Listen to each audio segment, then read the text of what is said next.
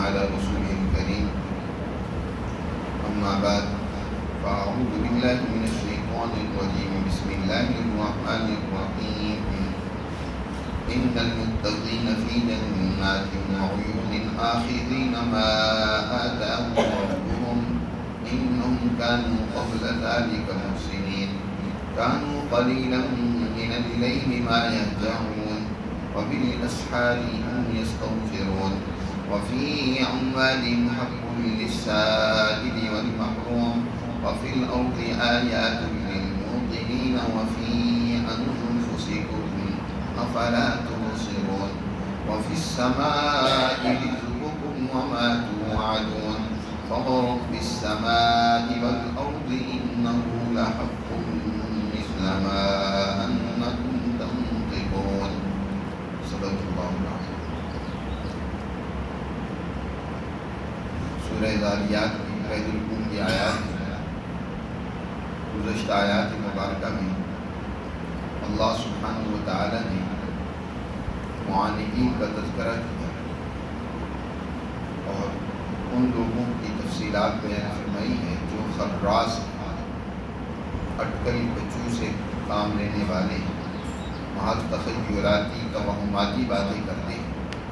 اللہ کی تعلیمات پر انہیں یقین نہیں، اندازے لگاتے ہیں، تک بندیاں ان کی گفتگو میں ہوتی ہیں، کوئی حقیقت پر مبنی گفتگو بات چیت کوئی سوال وہ نہیں ہوتا، محض الزام تراشیاں، محض مسلمان جماعت کو ذکر کرنے کے لیے طرح طرح کی باتیں کرتے ہیں۔ ان کے مقابلے میں وہ سچی جماعت ہے جو اللہ کی تعلیمات کو ایمان و یقین کے ساتھ مانتی ہے اور ان کا عمل و کردار وہ بھی عدل و انصاف کے سانچے میں ڈھلا ہوا ہے، ان کی راتیں بھی اللہ کی عبادت اور یاد میں بسر ہوتی ہیں، وہ غفلت اور مستی میں راتیں اپنی بسر نہیں کرتے، اسی طرح اپنے اموال کو عیاشیوں میں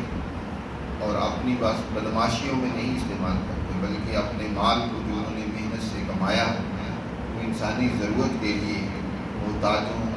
سائلوں محروم لوگوں کی خدمت میں اس کو استعمال کرتے۔ قرآن نے یہاں ان آیات میں سچی جماعت کی صفات ذکر کی ہیں جو اللہ کی حمد الگزیدہ اور نجات یافتہ ہے۔ اللہ تعالیٰ ارشاد فرماتے ہیں ان المتقین فی جنات وعیون، اس جماعت کا لقب ہے متقین۔ قرآن نے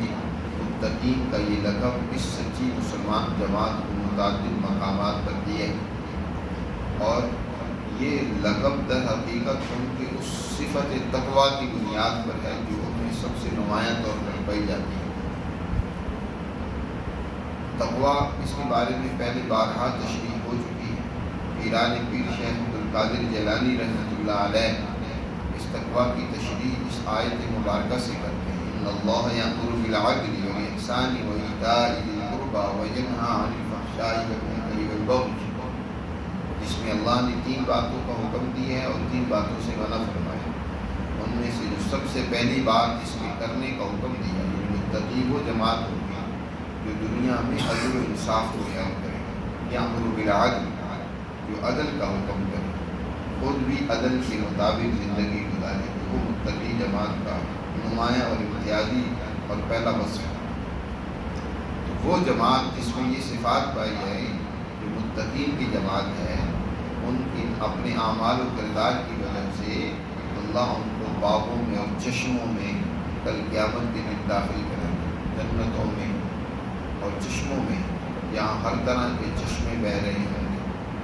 جہاں جیسے پانی کے چشمے اور نہریں ہوتی ہیں، اسی طرح اللہ سبحانہ و تعالیٰ نے جنت کے لیے دیگر بھی مرغوبات جو انسانی ضروریات اور پسندیدہ چیزیں ان کی نہریں جاری کر دے گا، دودھ کی نہریں ہوں گی، شہد کی نہریں ہوں گی، خالص شراب کی نہریں ہوں گی، آخذین ما آتاہم ربہم، جو ان کا رب ان کو دے گا یہ اسے لے رہے ہیں۔ کیا شان ہے، رب دینے والا ہو اور یہ بندہ لینے والا ہو، کیا ہی سما ہوگا کہ اللہ جس کی قدرت، جس کی وسعت اور رحمت کی کوئی انتہا نہیں، وہ دے رہا ہوگا اور یہ لے رہے ہیں۔ میں آخذین دینے والے ہوں گے جو ان کو ان کا رب اور پروردگار عطا کرے گا۔ اور یہ نعمت ان کو کیوں ملی؟ اس کی آگے وجہ بیان فرمائی ہے، انہم کانوا قبل ذالک محسنین، بے شک یہ لوگ اس سے پہلے دنیا میں اچھا کردار ادا کرتے ہیں۔ قبل ذالک یعنی اس مقام، یعنی آخرت سے پہلے دنیا، جہاں انسان کے لیے اصل اپنے اعمال کو سدھارنے کے لیے اللہ نے اسے بھیجا ہے، اس دنیا کو بہتر بنانے کے لیے بھیجا ہے، تو وہاں وہ محسنین، احسان کرنے والے، اچھا کردار ادا کرنے والے، لوگوں کے ساتھ حسن سلوک۔ محسن احسان سے، احسان کے دو معنی ہیں۔ ایک معنی تو احسان کے وہ ہیں جو اللہ کے تعلق کی نسبت سے، اسی کا نتیجہ دوسرا معنی بھی وجود میں آتا ہے۔ اللہ کی نسبت سے جو احسان کے معنی ہے، اس کی تشریح حدیث احسان میں بیان کی گئی ہے۔ کوئی بڑی تفصیلی حدیث ہے کہ جس میں جبرائیل امین نبی کریم صلی اللہ علیہ وسلم کی خدمت میں ایک طالب علم کی حیثیت سے آئے اور حضور صلی اللہ علیہ وسلم سے چند ایک سوالات کیے۔ مقصد مسلمانوں کو تعلیم دینا تھا۔ ان میں سے ایک سوال یہ بھی تھا کہ بل احسان، احسان کیا ہے؟ احسان کس چیز کا نام ہے؟ آپ صلی اللہ علیہ وسلم نے فرمایا اس کے جواب میں، ان تعبد اللہ کأنک تراہ، اللہ کی اس طریقے سے بندگی اور اطاعت کرو کہ تم گویا اس کو دیکھ رہے ہو، اللہ کی ذات تمہارے سامنے ہے، اس کو دیکھ کر تم اللہ کی بندگی اور اطاعت کرو۔ اور اگر کسی کو یہ درجہ نصیب نہ ہو، فَإِن لَمْ تَكُنْ تَرَاهُ فَإِنَّهُ يَرَاكَ، یہ درجہ تو اسے بہر صورت حاصل ہونا چاہیے کہ اسے یقین ہو کہ میرا رب مجھے دیکھ رہا ہے۔ اللہ کی بندگی اور اطاعت انسان ایسے کرے کہ اسے یقین ہو کہ میرا رب مجھے دیکھ رہا ہے۔ یہ احسان ہے اللہ کی نسبت سے، اللہ کے تعلق کے حوالے سے، کہ انسان کا اللہ سے اتنا سچا اور اونچا تعلق ہو کہ اللہ کی ذات اس کے سامنے ہر وقت رہے۔ اسی کا نتیجہ یہ نکلتا ہے کہ انسان اللہ کی عبادت اور بندگی صرف نماز، روزے، حج، زکوٰۃ کی صورت میں نہیں، بلکہ انسانی خدمت کی صورت میں بھی سر انجام دیتا ہے۔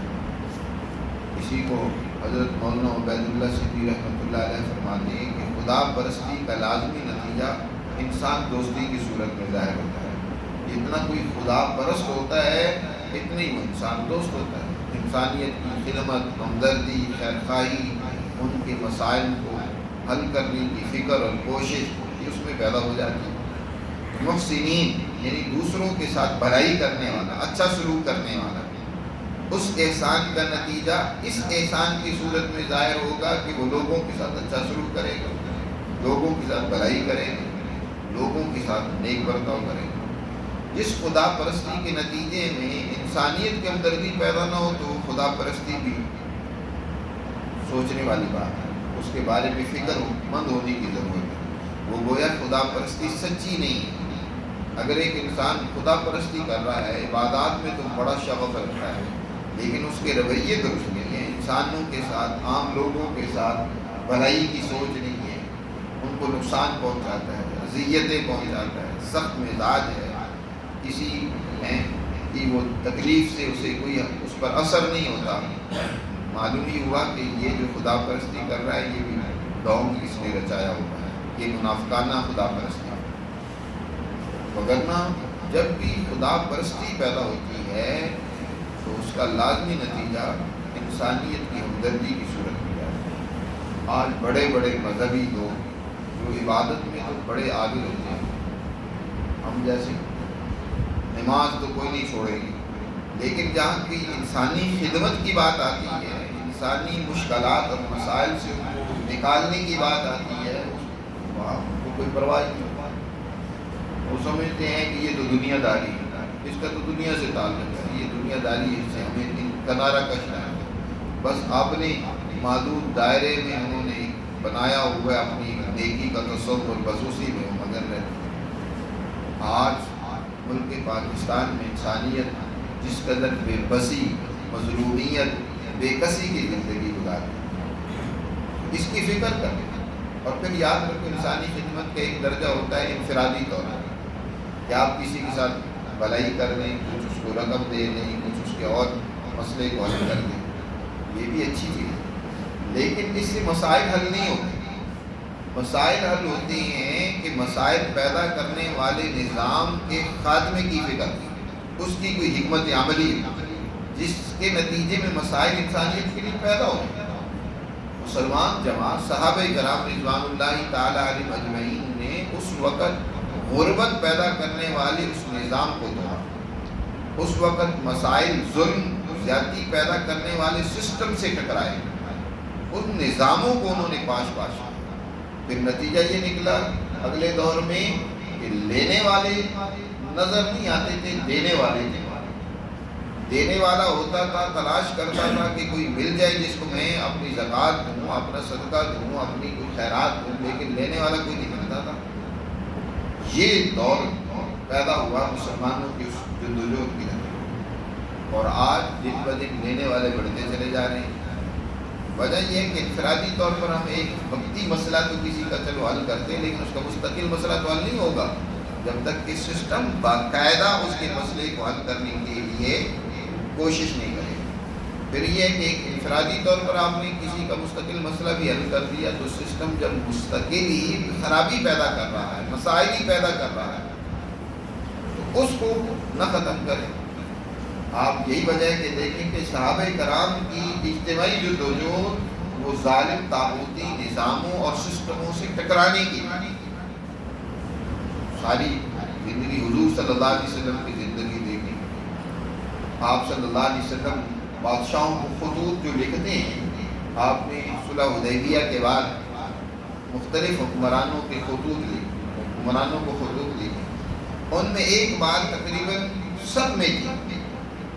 کوئی اگر مجوسیوں کا حکمران تھا جیسے خسرو پرویز،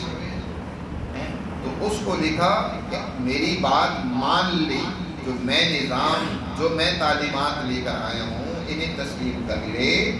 تو بچ جائے گا، وگرنہ فإن علیک اسم المجوسیین، یہ جو تیرے ماتحت مجوسی لوگ ہیں، آتش پرست، دیگر مذاہب کو ماننے والے، ان پہ جو تو مظالم ڈھائے ہوئے ہیں، بھاری کمپلیکسز لگائے ہوئے ہیں، ان کی زندگیوں کو اجیرن بنائے ہوئے، ان کی بھی اس سزا کا، ان کے اوپر جو تو نے جرم اور زیادتیاں کر رہے ہیں، اب ان کا بھی خمیازہ تجھے بھگتنا پڑے گا۔ کاشتکاروں، مزدوروں، محنت کشوں پہ کیے جانے والے مظالم کا تمہیں نہیں تو جواب دینا پڑے گا۔ اسی طرح ہرقل کو خط لکھا تو اس میں کیا فرمایا، فإن علیک اسم الیریسیین، یہ تیرے ماتحت کاشتکار، مزدور طبقات، ان کی اوپر جو تیری زیادتی ہیں، اب ان کی سزا تمہیں بھگتنی پڑے گی۔ مزدور کو جب اس کا پورا حق نہ ملے، کسان کو اس کی محنت کا معاوضہ نہ ملے، اس کے نتیجے میں مسائل پیدا ہوں۔ اگر ایک فرد اگر انفرادی مسئلہ کسی ایک کا حل نہیں کرے گا تو اجتماعی مسائل تو حل نہیں ہوں گے۔ اجتماعی مسئلہ حل ہوتا ہے اجتماعی جدوجہد سے، اس لیے انفرادی نیکی کے ساتھ ساتھ اجتماعی جدوجہد اور کاوش مسلمانوں کے لیے بہت ضروری ہے، اور آج یہ سوچ تقریباً مسلمانوں کے اندر سے ختم ہو گئی۔ نیکی کا جذبہ ہے تو انفرادی طور پر، مثلا انسان دوستی کا بھی جذبہ ہے تو صرف انفرادی نیکی کی سطح میں کہ چلو کسی کے ساتھ بھلائی کا معاملہ کر لیا، لیکن اجتماعی طور پر کوئی